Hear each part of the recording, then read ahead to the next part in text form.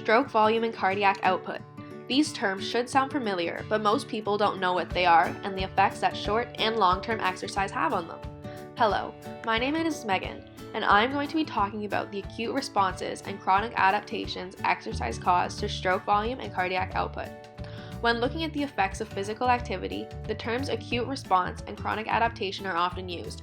Acute response means the physiological effect that a person has to a period of exercise, and chronic adaptation is the physiological change that a person undergoes after being exposed to frequent exercise. The stroke volume is the blood pumped from the left ventricle with each beat. The stroke volume's acute response to exercise is the stroke volume will increase. This is because when a heart starts beating more intensely, it will start taking in more blood with each pump. Stroke volume is important when trying to calculate cardiac output. Increasing your stroke volume is done very similarly to cardiac output. Regular exercise can increase your stroke volume. This is because the muscles in your heart get stronger, allowing more blood to be pumped through with each beat, therefore lowering the stroke volume. This would be the chronic adaptation for stroke volume. Cardiac output is the volume of blood being pumped by the heart, typically through the left or right ventricle.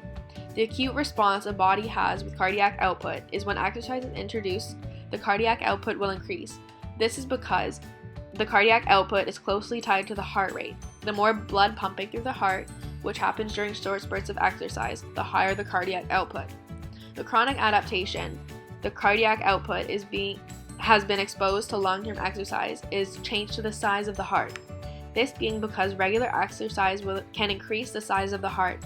The bigger your heart is means your heart will be able to fill itself with more blood, thus increasing the stroke volume. The walls of the heart also strengthen and thicken, helping increase the stroke volume even more. This allows people to keep their cardiac output and heart rate even lower and enables them to do more rigorous exercise. Thank you for listening.